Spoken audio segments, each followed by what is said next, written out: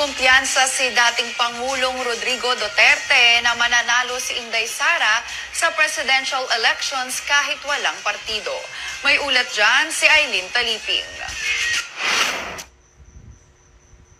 Tiwala si dating Pangulong Rodrigo Duterte na mananalo ang kanyang anak na si Vice President Sara Duterte bilang Pangulo ng bansa kahit na walang partido. Sinabi ito ni Duterte sa harap ng umuugong na impeachment laban kay VP Sara. Ayon sa dating Pangulo, pamumulitika at harassment lamang ang motibo sa likod ng mga umano'y impeachment plot laban sa pangalawang Pangulo. Sa kanyang gikan sama sa program sa telebisyon, sinabi ng dating Pangulo na simula sa pagiging alkalde hanggang maging pangalawang Pangulo at Cabinet Secretary ay walaan niyang ginawang masama ang kanyang anak laban sa bansa. Malinaw niya na hinahanapan ng butas ang Vice Presidente para maisakatuparan ang plano ng ilang politiko na nag-aambisyong maging Pangulo dahil alam nila na posibleng kumandidato ang kanyang anak sa pagka-presidente. Nagsimulaan niya ang issue sa pag-question sa intelligence fund ng pangalawang Pangulo at ngayon ay pinapalaki para mahanapan ng butas at magkaroon ng dahilan para isakatuparan ang kanilang planong impeachment. Sinabi ng dating presidente na ngayon pa lamang ay napaghahalata na kung sino ang mga mayroong ambisyong maging susunod na presidente ng bansa dahil nakikita na ang galawan ng mga politiko sa pamamagitan ng paglilipat sa ibang mga partido. Itinanggi naman ng ilang kongresista ang umano'y planong impeachment kay VP Sara. Talaga naman, kahit walang partido, sure win talaga yan si VP Inday Sara. 'Di ba? Ang akala siguro nila, paglilipat sila ng ibang partido ay lalakas na sila, parang sila na ang iboboto ng taong bayan. For your information, hindi naman kami bumoboto sa isang kandidato dahil sa partido. Bumoboto kami, 'di ba? Depende sa kung ano ang nagawa at kung papaano niya tinutulungan ang Pilipinas at mga kababayan natin. 'Di ba? Like for example, President BBM, 'di ba? Binoto ko siya hindi naman dahil sa partido, binoto ko siya dahil sa kanyang nagawa at pagmamalasakit sa Pilipinas. VP Inday Sara, bakit ko binoto si VP Inday Sara? Hindi dahil sa partido.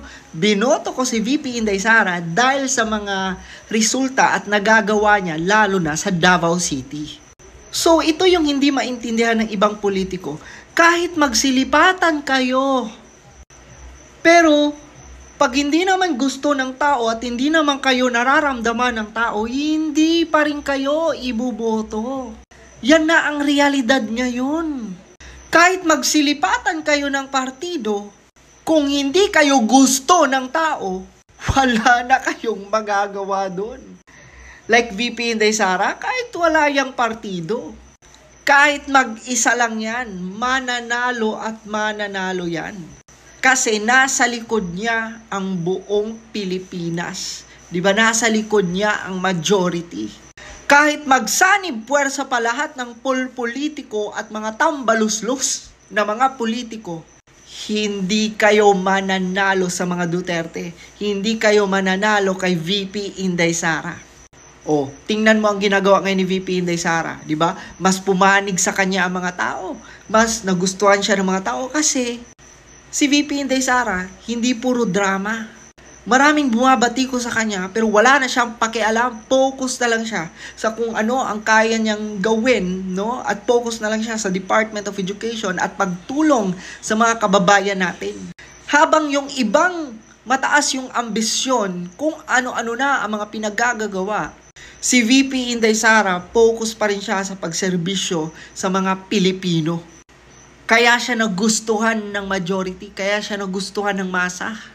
Hindi katulad ng ibang tambaluslos dyan na lahat gagawin para lang magpapogi, para lang masabing may ginagawa.